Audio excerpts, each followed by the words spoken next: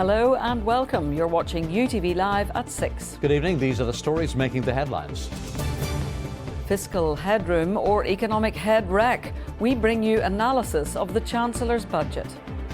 We are providing an additional £370 million for the Northern Ireland Executive. How will today's budget affect Northern Ireland? The Finance Minister reacts to today's figures.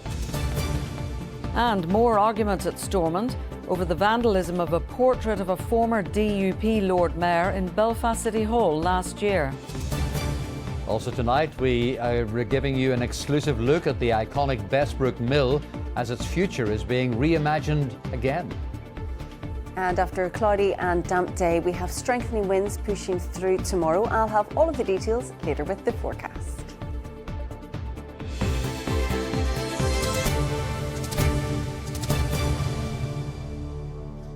It's been one of the most anticipated budgets for some time, and now we know how it will impact us all.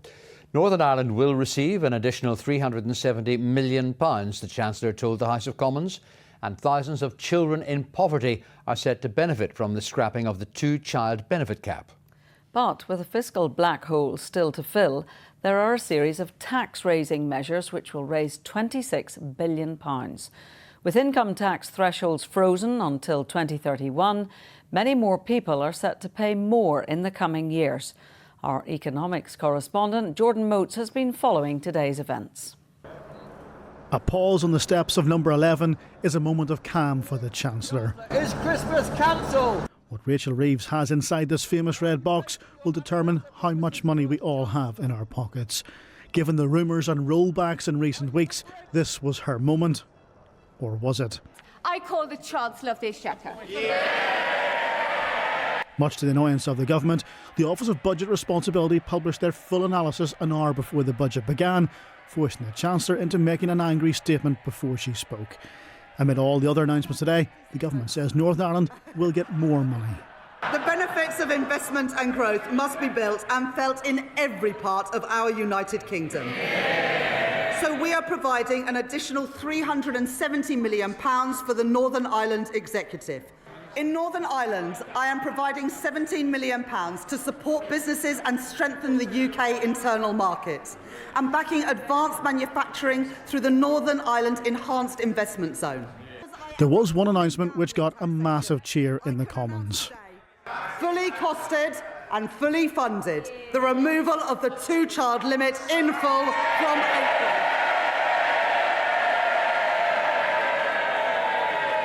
It's a massive cost to the government, billions of pounds, but the price of not doing it wasn't worth paying. The scale of the impact is vast, with thousands of children in Northern Ireland alone set to benefit from the change.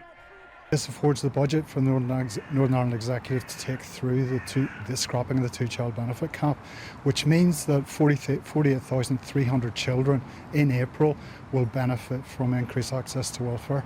This means on a weekly basis that families will get an extra £65 in their budget. That's £3,500 a year. That's massive for the 1 in 10 families in Northern Ireland today that are affected by this unfair policy. But all of this does come at a cost. Pension contributions are set to be capped at £2,000 before they're hit with national insurance. While income tax isn't going up, the reality is more people will pay more. Freezing the thresholds for a further 3 years beyond 2028 is a massive earner for the Exchequer. A fiscal drag is what the experts call that. Typically, year on year, we expect people's incomes and wages to rise, in line with inflation. So freezing those tax thresholds means that overall people will pay more tax in the coming years, which means less left in your pocket and your bank account at the end of any given year. And this applies right across all of the tax thresholds. So whereas we'd previously anticipated this might be more geared towards higher end taxes, however, we've seen that freezing of threshold right across the income bands. There is good news for workers with an increase to the national minimum wage and living wage. For those over 21, it will rise to $12.71 per hour. Younger people will have a larger 8.5% increase. Both will take effect from April. The burden of delivering that, however, doesn't fall on the government, but on those running businesses. They're still trying to turn a profit after increases in last year's budget. We really want to pay our workers fairly, but in hospitality it affects us particularly harshly, simply because we have a higher percentage of staff, a much higher percentage of our overall cost going to wage bill than other businesses. And you see that when you come into a hotel, the service staff, the greeting staff, there's the people washing up, the people making the coffees, the people making the beds. We have actually seen that our overall takings have gone up due to more people coming through the building. In fact, they're about 9.6% up this year to date. But our profitability is actually down 1.3%, and that is mainly attributable to the last set of rises in terms of the national living wage and also the national insurance contributions. They were told to keep their tractors away from Westminster, but farmers ignored that request. They say just like the government has ignored them. They've spent the last year campaigning for the government to scrap changes to inheritance tax, a campaign that hasn't been successful. We have lobbied across all parties, but we could never get in front of the Chancellor or the Prime Minister themselves. They have been in hiding from us. So we were not hopeful of movement today, but the one tiny crumb of comfort was that the relief, the £1 million relief, is now transferable between spouses. We're better with that, but ultimately it doesn't change. There's an awful lot of farm families have very difficult choices and decisions to make after today's budget. Rachel Reeves hopes her measures will increase revenue by £26 billion and, more importantly for her, secure her position after a turbulent few months. Jordan Motes, UTV Live. So, what has the political reaction to today's budget been? Our political editor Tracy McGee has been finding out. The jaw-dropping revelation that the OBR had effectively published the budget more than half an hour before the Chancellor began speaking was the subject of much derision during Prime Minister's questions. So will the Prime Minister launch an investigation into the budget leaks and punish those responsible? Mr. Speaker, it's literally about 25 minutes before the budget will be set out in August. Rachel Reeves then took to her feet to announce what everybody already knew. The faces of the ministers on the front bench stony-faced as she referenced the blunder. This is deeply disappointing and a serious error on their part. The Office for Budget Responsibility have already made a statement taking full responsibility for their breach. Earlier in the day, Cabinet ministers had met to discuss the final budget plan. After the Chancellor finished speaking, the hard sell began. The Northern Ireland Executive has had an extra £1.7 billion in funding in the last 2 years, record settlement in the summer in the spending review, being funded to need, and an extra £370 million announced today for the next 3 years, and that is going to support public services. Local MPs gave their reaction.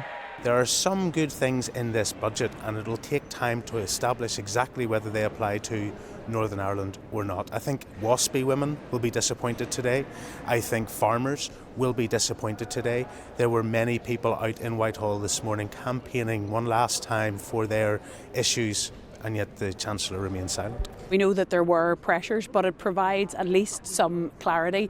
The Executive do have power, they do have decisions to make, they do have a mandate, and it is time now to not obsess about what London have and haven't done, and to use the power that the people gave to them and to start to reform, start to rescue public services and start to connect people back to some belief in what Stormont can do for their lives. A huge increase in borrowing nationally, more taxation demanded of every citizen, and a big increase to the welfare bill.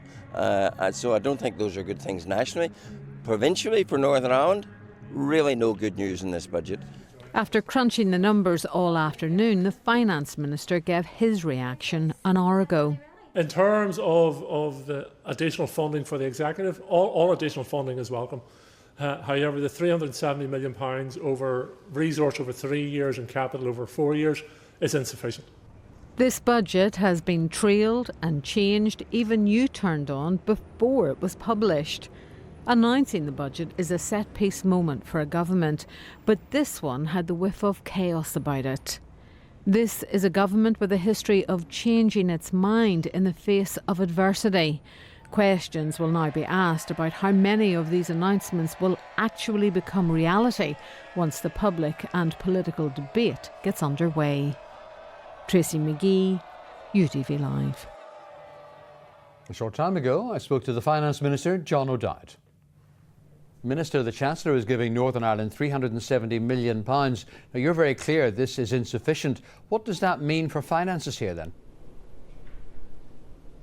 All additional funds is obviously welcome if we can invest them in frontline public services, which we will be doing. To put it into context, in this year we'll have an additional spend as a result of this announcement of £18 million, which, given the scale of the challenges we face in terms of delivering modern day public services, it is a great challenge for the Executive collectively. Obviously, myself and my Executive colleagues will have to sit down and engage around the implications of this for our current budget and for future year budgets, but challenges remain. But how much do you expect to get this year, and what will that mean for the budget deficit? I suspect we will receive around £18 million this year. It will make a small dent in the budget challenges that we have. Now, the budget challenges vary from month to month as departments engage both internally and externally with my own department around how they're managing their budgetary challenges. So, as I say, all additional funds are welcome, but given the scale of the challenges we face in delivering modern-day public services, the announcement from the Chancellor today simply doesn't go far enough. Well, what is your understanding of the two-child cap? Does that go straight away, or does the Assembly have to take any action? I'll await on a report from my Communities colleague, Minister Lyons, in terms of how we locally have to approach that issue.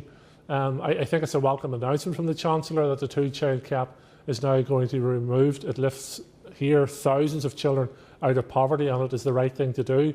The exact processes involved in lifting that cap here, I'll await on a report from my Executive colleague, Minister Lyons. Now, does all this today mean that we are going to see a multi-year budget coming soon?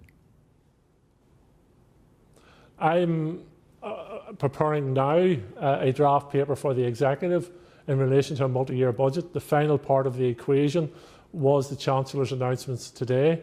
That allows me to give projections to my Executive colleagues on the spend over this next 3 years for resource and 4 years for capital. I will be presenting a draft 3-year budget to my Executive colleagues within the next number of weeks. I would like to see agreement on a draft budget at least, then that goes out to consultation, hopefully before Christmas. Well, a quick final question for you. There'll be rises to council tax in England.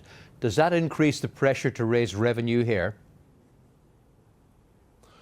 The Executive does already raise significant amounts of revenue, and each of the departments will have services that they do charge for public use and others to use.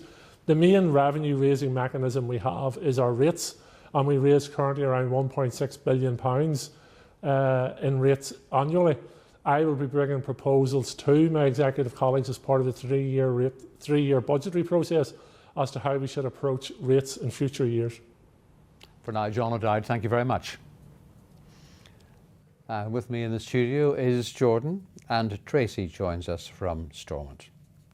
Jordan, I'm going to start with you first. The Finance Minister has said that today's budget does not go far enough to invest in public services. Does he have a point? Well, the one thing that struck me today, Paul, is the difference in spin between Westminster and Stormont. The Chancellor looked around the House of Commons chamber for praise whenever she said that £370 million would be coming to Northern Ireland.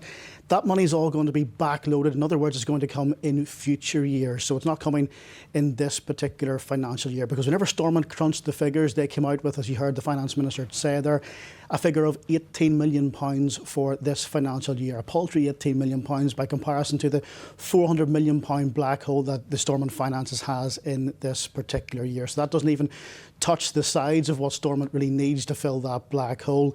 Stormont wasn't really expecting any more, but less than £20 million is probably a record of sorts, probably for all the wrong reasons for all of this. So what happens now? Well, it's very much in the Executive's interest how they'll fill their black hole, and they have until April next year to do that.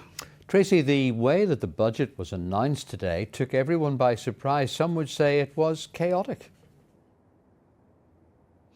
Yeah, at points it felt like some sort of slapstick movie, to be honest. We were all sitting waiting for this big moment from the Chancellor announcing this budget, which is hugely important for this government, hugely important for her personally, her career and the Prime Minister. And then it was revealed that the OBR, by mistake, had published it. And then we had the nonsense of Prime Minister's questions where Kemi Badenoch, the opposition leader, was accusing the government of a shambles. Keir Starmer saying, well, we only have to wait 25 more minutes. And then Rachel Reeves gets up and delivers a budget that we had all read. Now, you might say to yourself, big deal, does it really change much? Well, it has to be said that the bond markets hang on every word that the Chancellor says, so that directly affects borrowing. We've been getting press releases from organisations reacting to what the Chancellor was announcing before she'd even announced it. This is a hugely important moment for any government, and this one is particularly important for this government. And I would also point out, this budget has been discussed and trailed and debated for months before it even was announced. Rachel Reeves went out and said, hinted that she was going to up income tax, then reside from that. You turned on a budget she hadn't even published. And then the whole thing's published nearly an hour before she makes the announcement. It adds to this whole sense that this government is chaotic, confused and flaky. Jordan Lee, Chancellor, has said this afternoon that ordinary people will have to pay a little bit more. Surely that's not the message that people want to hear, is it? Look, when the Chancellor scraps something like the two-child benefit cap, she has to pay for it somewhere along the line. So that means more people will probably have to pay more. As you heard Tracy saying there, the income tax hike didn't come because it was trailed in the weeks ahead of this budget, and there was a massive backlash over that. But don't underestimate freezing those thresholds, because that's going to drag a lot more people into various different tax rates. Nearly 800,000 people will now be in, more people will now be in that basic rate taxpayer, and nearly 1 million more people will be in the higher rate. So more people are going to have to shoulder that burden. And in very many cases, it's going to be some of the lowest earners in society who are going to have to shoulder that burden going forward to make up for all these costs that the Chancellor has. Tracy, the Finance Minister says he is now finalising a multi-year budget. How big a moment is this for the Executive? It's a hugely important moment, Paul, for this Executive, because if you talk to any minister, any civil servant, they will say to you, our biggest difficulty is that we are doing everything from year to year to year. We can't make a plan. There's no chance of making any lasting differences to our public services because we genuinely don't know how much money we're going to have. Now, what I thought was very interesting listening to John O'Dowd, he said he has got a draft plan organised. Now that he knows what he's getting from the Treasury, he can put the last bits and pieces to that budget. And then he says he's going to need the agreement of his other ministerial colleagues, and that could be a difficulty. There has been an awful lot of disagreement, as we know, inside this building in the last while back. These are hugely important decisions that ministers have to make. Can they reach a consensus on this hugely important matter? It's not clear. Tracy, live at Stormont, and Jordan here in the studio. Thank you both very much. So, at this stage, we might know the detail of the budget, but what will it mean for the pound in your pocket? We took to the streets of Belfast today, gathering various thoughts and views. Every time the budget comes around, there's still the same sort of things people are talking about. You know, prices are going up all the time, but wages aren't necessarily going up in line with that, so everyone's sort of feeling it, you know. My husband and I are pensioners and we're just managing. But we manage and we haven't started the winter yet. Regulations on rent prices, I think that's my only issue at the moment. I think a lot of the damage is already done to the country. The fares, a lot of people are demoralised. Just, you've got to incentivise people to work and to create growth. It's the only way it always has been. And they need to start looking after their pensioners. Yeah, they do, because we've worked all our day. I've worked from I was 15, and you should be able to have a living now. No, I like more pension, so I would. But more pension, that would do the job, so it would. So that's all I need.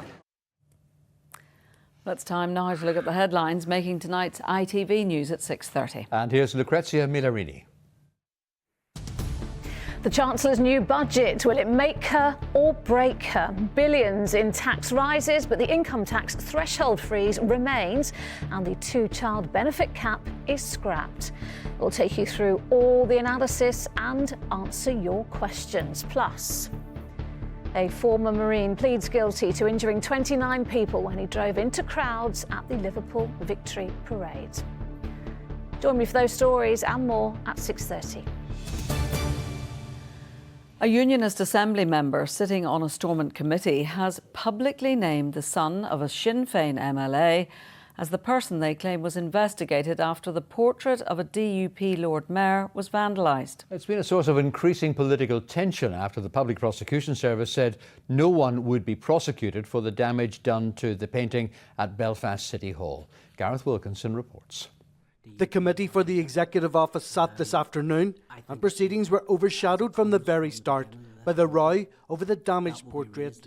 The TUV's Timothy Gaston claims speculation on social media today named the son of Sinn Féin MLA Karen Cullen as a person who had been investigated. He challenged her to declare a conflict of interest. Her son has been named on social media as being involved in the damage of that portrait. The second thing I would like to raise is Junior Minister Riley will be in attendance today, and in light of Nisha's employment with the Junior Minister at that time, as a translator, I understand, I would seek your clarity. Does the Junior Minister also need to declare an interest when dealing with this issue? And the third issue that I would like to raise is relating to the meeting on the 23rd of October.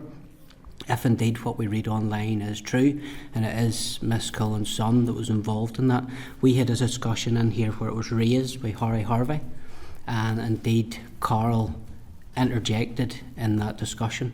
So there needs to be clear parameters going forward, that if there is family members involved, that A, the member declares an interest and either takes herself out of the room, to make sure the integrity of this committee is maintained going forward, Chair. And I have serious concerns at that meeting that if what we read is true, then there should have been a declaration of interest. Transcript. This is the meeting Timothy Gaston was referring to, held shortly after the painting of former DUP Lord Mayor Wallace Brown was damaged in October of last year. It was discovered following an Irish language event held at Belfast City Hall. A Sinn Féin employee informed the party of his involvement. He was suspended and then resigned. This week it was announced no one will be prosecuted. The PPS said there's no reasonable prospect of conviction for any criminal offence on the evidence available. Karen Cullen gave a robust rebuttal today to the accusations voiced, and she said she doesn't believe it's within the remit of this committee to deal with this matter. I've nothing to declare, absolutely nothing to declare. I'm here to scrutinise in front of us today draft legislation affecting victims and survivors, and that's what I'm here to do today. I have no interest to declare at all on behalf of myself or anyone else. Not for the first time, political conflict took centre stage at this committee. Gareth Wilkinson, UTV Live. And UTV has attempted to contact the individual in question for comment, but has not been successful at this point. The village of Bessbrook provides the setting for an historic linen mill, which later became an army base. Now, the iconic site could be about to get another dramatic transformation. There are ambitious plans to develop the site with a mix of private and social housing, but they've hit a roadblock, with planners citing issues with the scale and design of the proposals. Stuart Robson has been given exclusive access to the mill. A building that bursts towards the sky, one that holds more than 180 years of history within its now crumbling walls. A village first built around business, but for the benefit of its people. During the 1800s, Belfast might have been the beating heart of linen production, but 40 miles away in Bessbrook, business was booming too, thanks to a visionary called John Richardson. Thousands of people were employed by him at this mill from the mid-19th century. But the once global industry suffered a sharp decline, leaving the mill vacant. That was until the early 1970s. Linen production may have been in decline, but violence in Northern Ireland was increasing. The army took over the mill, making it a main base in County Armagh. It's a photograph here of Bestbrook Mill when it was fully operational. For more than 3 decades, John watched history unfold from his own bedroom window. You sometimes heard them alarms going off, the mortar alarm, and the heliport, all the lights would flash around the perimeter, the strobe lights flashing. Despite witnessing nearly 2 centuries of history, Bestbrook Mill's story isn't over just yet. Plans are now in place to see it completely revamped into accommodation with a mix of private and social housing. The old mill would be renovated, while other houses would be built around the site, meaning there would be more than 200 homes there. John and more than 1,100 other signatories of a petition are against the proposals. We're nothing against housing or anything, but you don't build it in a historic site. But to bypass this here is an act of madness. However, in September, planners at Newry, Mourne and Down District Council told Fardston Construction that their plans were unacceptable and that they must be amended. Specifically, the scale, massing, design and substandard parking. They also said the proposals appeared to be disconnected from Bestbrook. We are resubmitting any additional information that they thought that was required. So our full design team have put every effort into it to sort of address everything that we needed to. We've employed a lot of different conservation architects, and they've pointed us in directions of materials that we're going to be using, the spacing that we're going to be doing, the type of buildings and the design of the buildings. A building with a varied past that may be here long into the future. Exactly how that might look isn't clear just yet. As dissenting voices remain, a new chapter looks set to be weaved into this village's history. And you can watch an extended version of Stuart's piece, along with many more reports, on ITVX. Just go to Categories, followed by News, and then scroll down to UTV, where you can swipe through the various options. Meanwhile, it was a damp day for most of us, not unusual for November, of course. But apparently the rest of the week is going to be a little bit milder. Louise has the latest weather forecast. After a wet start, weather predictions are looking bright. UTV Weather, sponsored by the Grant Vortex Boiler. Hello there, good evening. It was a rather cloudy and damp day. We had a few scattered showers push through, 1 or 2 heavier bursts. A cloudy and damp start once again tomorrow, quite dull to start the morning, but it is mild for this time of year. We can expect temperatures to hold up in double digits overnight tonight into tomorrow. The winds, though, will become quite a feature, quite blustery. We have a number of isobars on the charts indicating those strengthening winds. A deepening area of low pressures pushing in from the west. We will have some rain through tomorrow, but we will also see a few glimmers of sunshine at times too. Quite cloudy and murky tonight, a few showery outbreaks of rain pushing in. The winds will start to pick up as we head through the early hours. Quite blustery as we start off tomorrow, but it's mild. Temperatures tonight holding up in double digits for most places. That's a contrasting comparison to last night when temperatures fell below freezing at Catesbridge. So a cloudy, dull, damp start tomorrow, a mild start, blustery winds pushing through. Some rain into the afternoon, but brighter breaks following behind that. The winds, though, gusting 30 to 40 miles per hour inland. There is a possibility they could pick up to 50 miles per hour along the northwest. Temperatures reaching highs of around 14 degrees Celsius. So that's about 4 degrees above what we would expect for this time of year. Across the rest of Ireland, a cloudy and damp start, some mist and fog over the hills. The rain will push through to leave a drier afternoon with freshening winds and highs of 14 or 15 degrees Celsius. Looking ahead then for the next couple of days, we can expect some wet and windy weather once again through Friday. Temperatures start to trend down as we head towards the weekend. There is a chance some of the rain pushing through on Friday night into Saturday could fall as snow over the tops of the hills with a frosty start on Sunday morning. That's very latest. Bye-bye.